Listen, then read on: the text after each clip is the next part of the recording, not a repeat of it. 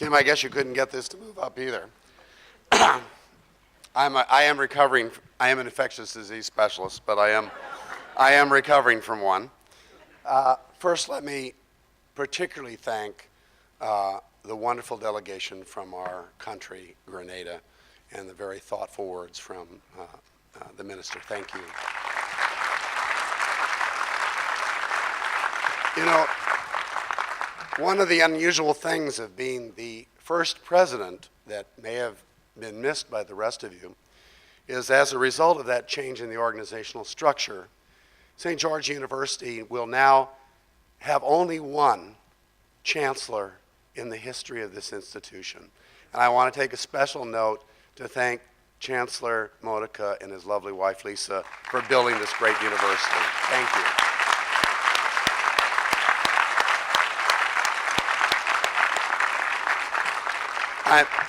I'm also particularly pleased that both Pat and Charles Adams are here. They really represent, both Charles is on the Board of Trustees and Pat was one of the original founders of this university. These are the people for which the initial creation of an institution started, and it's a rare occasion when you can actually welcome them to an event like this in the history of our school. Thank you for coming, Pat and Charles. Now, there are two individuals here that have no connection directly with St. George that I personally wanted to introduce, because they're my personal friends that came down for my investiture. One is Dr. Ken Bridges and his wife, Maria Bridges. Ken Bridges and I were interns and residents together at the Massachusetts General Hospital a very long time ago, and we have remained friends over the years, and he's going to be giving a wonderful talk, by the way, on Wednesday. Ken is a world's authority in sickle cell disease, and when we were house officers again together, I depended heavily on him for help. I remember. Thank you for coming, Ken. The other individual is another very old friend of mine, Dr. Lee Biblow. Lee is another graduate of Case Western Reserve, and he was an intern when I was chief resident, and then he stuck with me for over a lot of years. Lee worked with me for 10 years at Metro Health at Case Western Reserve, and then came to the Medical College of Wisconsin for my time there and stayed on, and just recently retired as the chief medical officer. And I can tell you, Lee is actually the best doctor I ever met in my professional career. Thank you, Lee.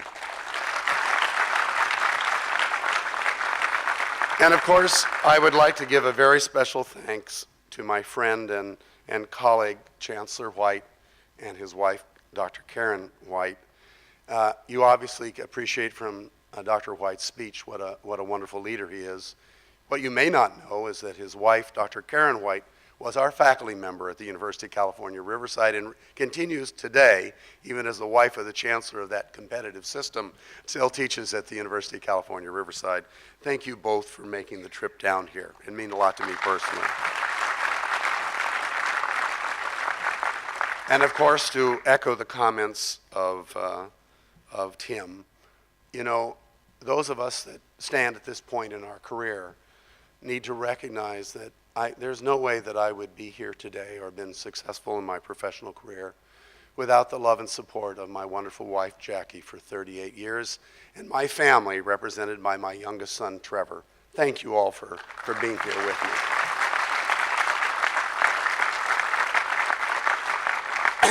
Now, it is customary in an invocation like this for the incoming president to talk about all the new directions that he plans to take the university. And that really isn't appropriate in this case, because I don't plan to take the university in new directions. Instead, I think it's important to comment on several of the aspects of the university that we plan to double down on as we move forward into the future. The first, and has already been commented on, is our mutual commitment to the country of Grenada. The Grenadian country and our university have grown together over the years, and as we move forward, that partnership is essential for both the success of this island nation and our university. And I plan to double down on that support.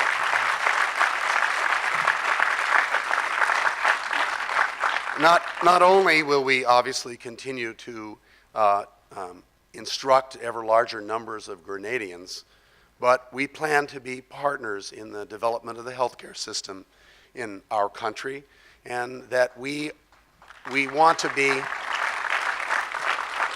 part of the ever improvement of K through 12 and undergraduate education in our partnership with TAMCC as well. This is an important thing for us to do together, and we're making that commitment as we move to the future. The other hallmark of our university that we plan to double down on is the commitment to student success.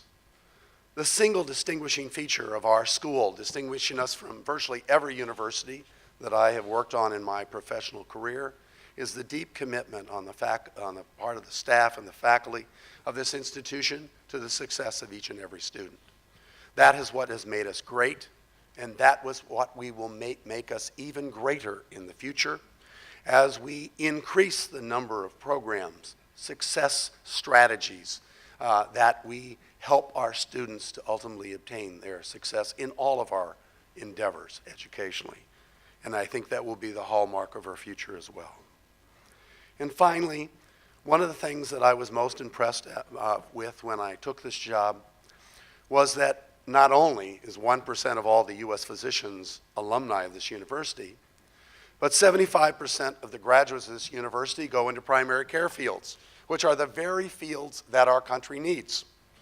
The average St. George graduate is twice as likely to practice in an underserved area and will see twice as many Medicaid patients as the average U.S. graduate. I would say St. George, absolutely. I would say St. George University is already doing more for the United States than most U.S. medical schools, and we ought to be proud of that and double down on that effort in the future. Now, you would also expect the new president to have a few new ideas, and so I'll comment on 3 directions that I believe the university will be going, which are the same general directions we've been moving on, but we will need to do different things in the future to be as successful as we've been in the past. The first is to be more geographic in our educational platform. Historically, most of the 3rd and 4th year of medical school was taught in New York and New Jersey, where today about 65% of our clinical platform is. But we are recruiting students from all over the United States and from 140 countries. And we need to develop an ever-enlarging clinical platform that reflects the students that we are recruiting. And we need more places in California and Florida, in Illinois, and in other countries where we are increasingly recruiting more students. The second thing is that it is no longer sufficient for us to work on the narrow part of the pipeline.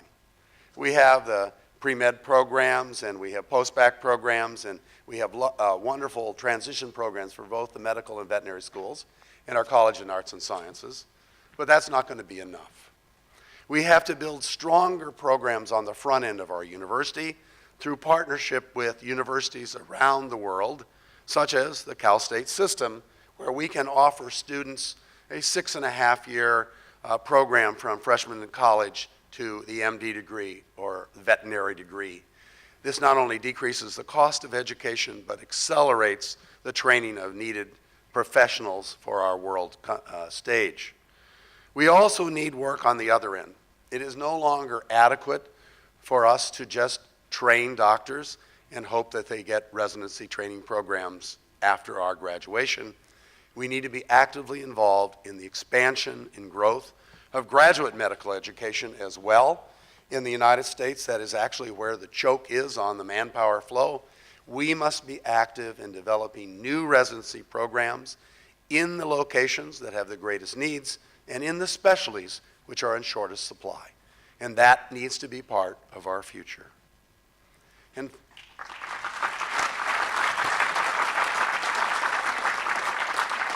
finally, the international aspect of our school. We are already the most international of all, if you will, the Caribbean schools. We're 70% Americans and 30% from 140 different countries. But we need to be more international. The dynamics that made us successful in the United States for the past 40 years exist in many other countries of the world. They need doctors as well. And we need to find a way to train physicians from those countries and find effective ways to return them to those countries so that we can provide the same manpower support for all the countries of the world that we do currently for the United States. By 2025, half of the students in this institution need to be non-Americans, and that's part of my commitment for the future.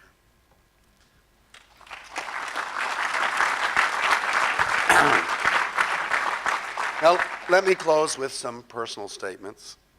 I'm glad I didn't go immediately after that wonderful song. You don't know the half of it.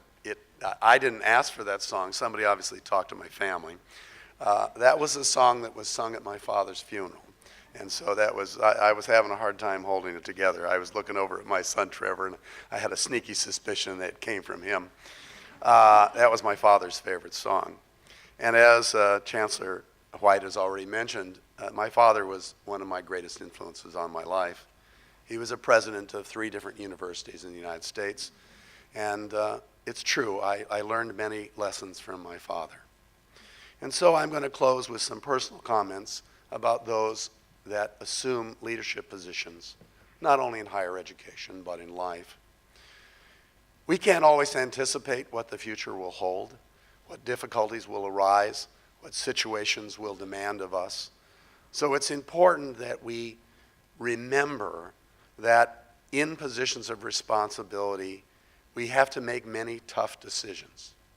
And when tough decisions arise, it falls on us to think carefully about what the impact of those decisions are on the long-term future of our institution. Now, some of you will visit my office and you will see a small 3x5 black and white photograph on my desk. It is a photograph of the commencement party from the 1964 Springfield College commencement. You will, of course, all recognize Dr. Martin Luther King. Most of you will not recognize my father, Dr. Glenn Olds. The story was even tougher than the FBI. He almost lost his job when the Board of Trustees basically were unhappy with that selection. And a donor ripped up a check for $1 million for giving this dangerous radical an honorary degree, at the time the largest private donation ever offered to Springfield College. But ultimately, they had to do the right thing. And of course, in retrospect today, it always seems so simple, but we're often faced to make decisions for which no one will really know all the details.